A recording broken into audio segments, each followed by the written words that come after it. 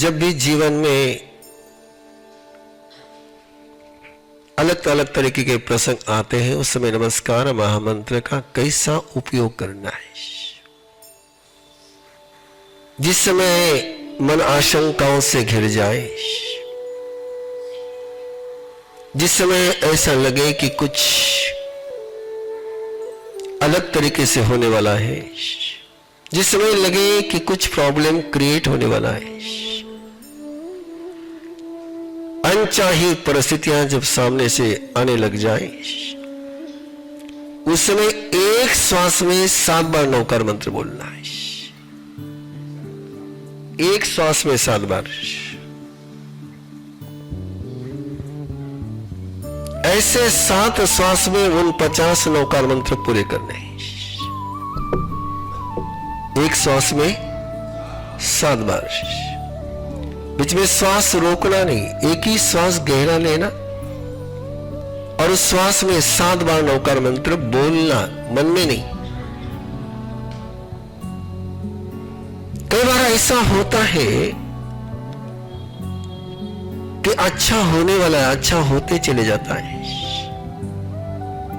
और अचानक कुछ हो जाता है जिसको आप लोग कहते हैं कि मुंह तक आया हुआ कवा छीन लिया गया है। ऐसा क्यों होता है कि थोड़ा सा पुण्य कम पड़ जाता है, थोड़ी सी ऊर्जा कम पड़ जाती है। जब भी ऐसा कोई अच्छा काम आप करने लग जाए, उस समय नौकार मंत्र की धुन लगानी। नमो अरिहंतानं नमो नमो नमो सिद्धानं नमो नमो आयर्याणं नमो नमो नमो अज्झयाणं नमो नमो नमो सौवसाहुनं एसो पंच नमोकारो एसो व्यंजनमो सर्वपावपणासनो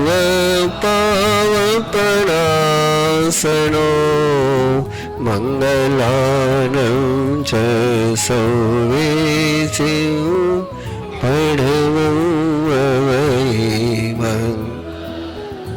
एक 11 नौकार मंत्र की धुन या 27 नौकार मंत्र की धुन। यदि आप लोग एक छोटा सा प्रयोग अपने घर में करना चाहो तो कर सकते हो कि पूरा परिवार साथ में बैठ करके एक 27 नौकार मंत्र के ऐसी धुन लगा लें।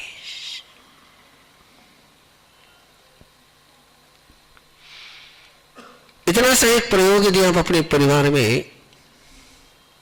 प्रारंभ कर सको तो आपको पता चलेगा कुछ भी अलग से करने की आवश्यकता नहीं पड़ेगी। सर्वाधिक शक्ति किसी के है तो पंच परमेष्टि की क्यों है? क्या कारण है?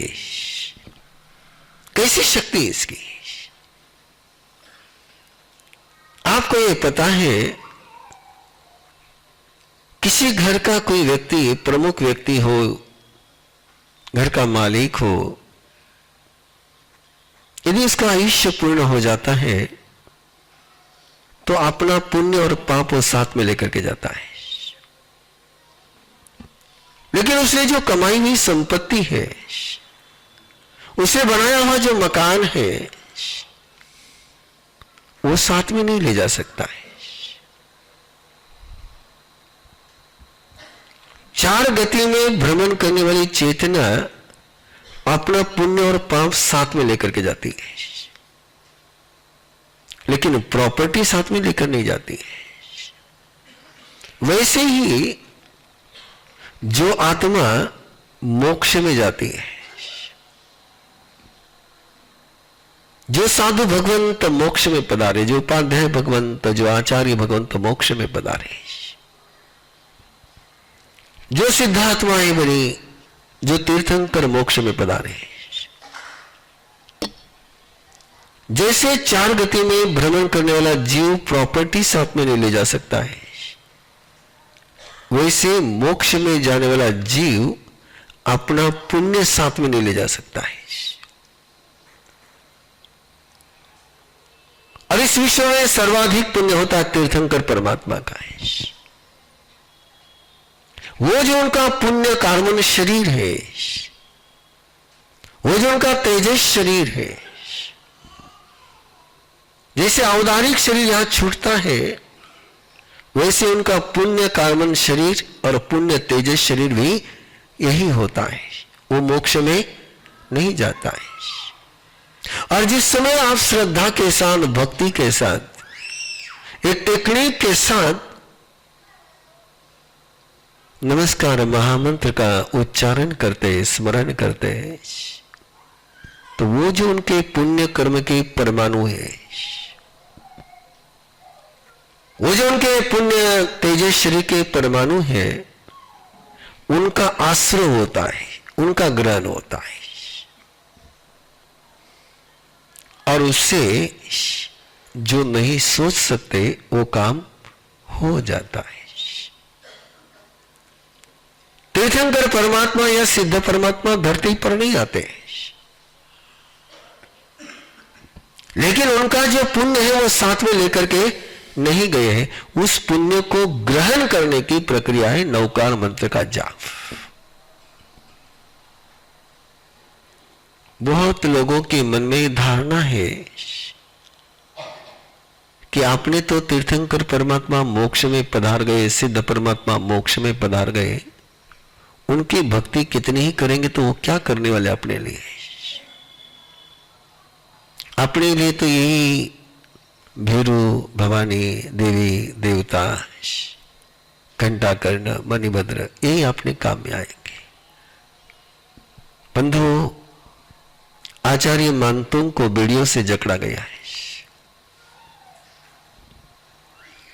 आचार्य मानतों ने चक्रेश्वरी देवी की आराधना करी, पद्मावती देवी की आराधना करी, घंटाकर्ण को बुलाया नहीं, किसी को नहीं बुलाया।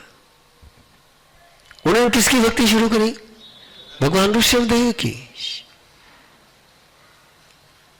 उनको भी यह पता था कि भगवान ऋषभदेव मोक्ष में पधार गए, वो आकर के मेरी बेड़ियां तोड़ने वाले नहीं, लेकिन उनको यह पता था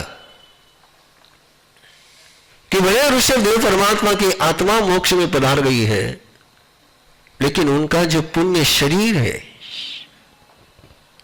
वो यहीं पर है।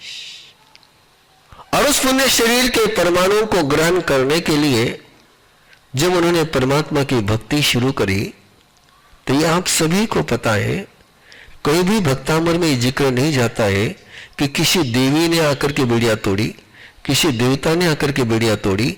यही कहा जाता है कि एक एक श्लोक रचते गए और एक एक बेड़ी टूटती चले गई।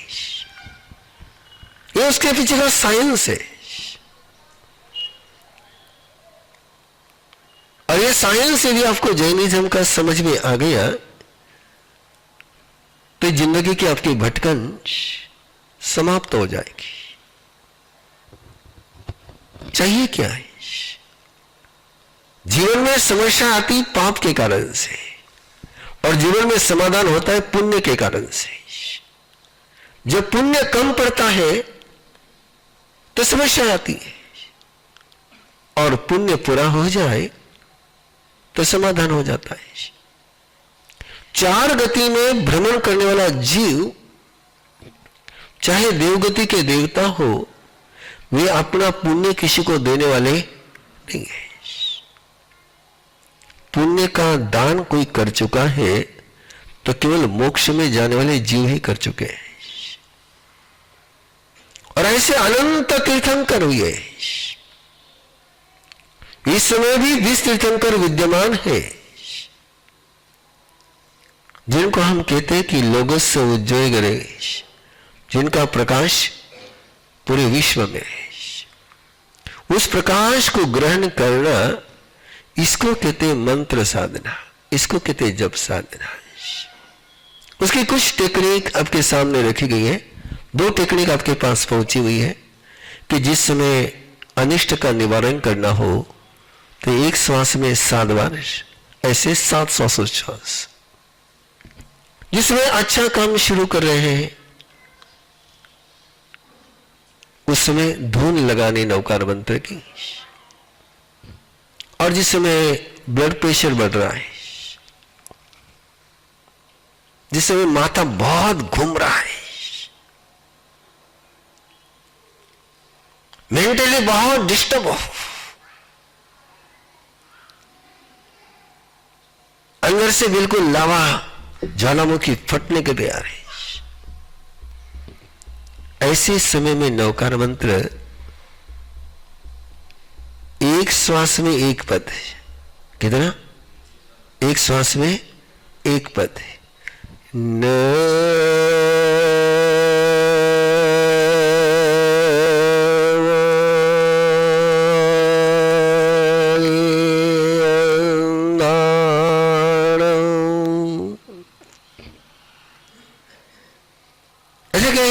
से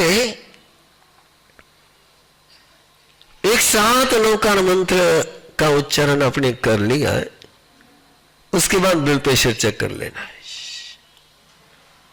गोली का असर होने के लिए कितना समय लगता है? कम से कम आधा 1 घंटा तो लगेगा। एक बार 7 नवकार मंत्र इस टेक्निक से 7 करके देखना और फिर ब्लड प्रेशर नाप करके देखना है। और किसी प्रूफ की मुझे आपको देने की जरूरत नहीं है। जिस समय आपके दिमाग में बहुत नेगेटिव थॉट्स चल रहे हो, मन बहुत विचलित हो रहा हो, उद्विग्न हो रहा हो, डिस्टर्ब माइंड चल रहा हो, किसी ने कोई अपने साथ गलत व्यवहार किया और उसके कारण से अपना मन पूरा परेशान हो गया है, उस समय एक श्वास में एक पद बोलते हुए 7 नवकार मंत्र का उच्चारण करिए। देखिए क्या होता है। इस भ्रम से बाहर निकलिए कि चौथे आरे में नवकार मंत्र का प्रभाव था, अब 5वां आरा चला है, यहां नवकार मंत्र का प्रभाव नहीं होता। चौथे आरे में भी यही सूरज था, 5वें आरे में भी सूरज वही है। उसमें कोई अंतर आया है नहीं। 5वें आरे, चौथे आरे का सूरज थोड़ा सा ज्यादा उजाला देता था और 5वें आरे का सूरज थोड़ा कम उजाला दे रहा है, ऐसा कुछ हो गया। चौथे आरे में पानी पीते थे तो प्यास बुझती थी और अब पानी पीते तो प्यास लग जाती है, ऐसा कुछ हो गया नहीं। जैनिज्म के कुछ प्रिंसिपल नहीं जानने के कारण से आप लोग संभ्रम में आकर के इधर उधर घूमते रहते हैं। इसलिए एक छोटा सा प्रयोग आज आपके साथ किया गया, आप इसका उपयोग करें, पंच परमेष्टि की शक्ति का एहसास करें। ये अंधश्रद्धा नहीं है, इसके पीछे का साइंस भी आपके सामने मैंने बता दिया, कहां काम करता है, कैसे काम करता है। और यदि आप नवकार मंत्र की गहरी साधना करना चाहते हैं तो नमोथुनो में नवकार मंत्र की साधना का एक स्तोत्र है। करीबन बहुत सारे लोगों को पता है कि अरहम गर्भ संस्कार में केवल एक ही स्तोत्र चलता है, नमोथुनम का। और उस नमोथुनम की आराधना के क्या क्या परिणाम आते हैं उसकी आप कल्पना भी नहीं कर सकते। श्रद्धा, भक्ति और टेक्निक के साथ आगे बढ़े, आनंद आएगा। सर्व पावपना सुनो, क्या कहते हैं हम उसको? सारे पाप का नाश। परमम हवै मंगलम आगे सारा मंगल ही मंगल होगा। आपके जीवन में इसकी अनुभूति आई। यही परमात्मा से, गुरुदेव से प्रार्थना है। बस शुरू करते समय ध्यान में रखना, इच्छा कारेणम संधि सह भगवान। तीर्थंकर परमात्मा का और जो आपके गुरु है, जिनकी गुरु धारणा आपकी है, वो धरती पर है तब भी और वो धरती पर नहीं है तब भी। दूसरा एक भ्रम आप लोगों की चला है कि जब तक गुरु धरती पर होते तब तक गुरु होते हैं और जब धरती पर नहीं होते तब गुरु नहीं रहते। अरे गुरु कोई शरीर से नहीं होता है।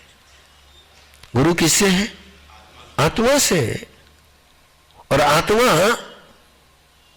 धरती पर है तब भी आत्मा है, देवलोक में गई तब भी आत्मा है।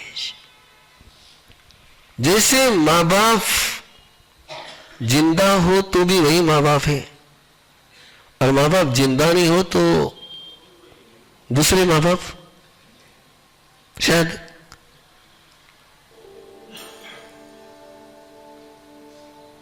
सात फेरे का रिश्ता टूट जाए तो शायद दूसरा साथी ले लेते आप लोग,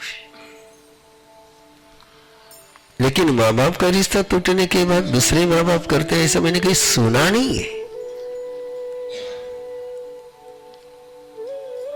और गुरु माँ बाप है। गुरु के साथ का रिश्ता एक जन्म का नहीं, जब तक हम मोक्ष में नहीं जाते तब तक का रिश्ता है। गुरु कभी साथ छोड़ते नहीं है, और श्रद्धा के रिश्ते को कोई मौत भी छीन नहीं सकती है। इसलिए जो आपके गुरु है, ये गलती मत करना कि अभी प्रवीण ऋषि सामने आया, प्रवीण ऋषि बहुत अच्छे लग रहे हैं तो प्रवीण ऋषि अपने नहीं। प्रवीण ऋषि संत है। गुरु कौन है? जिसने आपको गुरु धारणा दी, जिसने आपके सिर पर गुरु के रूप में हाथ रखा, वही आपका गुरु है। गुरु बदलते नहीं है, गुरु बदलते भी नहीं, गुरु बिगड़ते भी नहीं। ये कोई तुम्हारा ज्योतिष का गुरु नहीं है कि जो वक्री हो जाए कभी। ये कभी वक्री नहीं होता है, ये तो हमेशा ही एक ही गति में चलता है।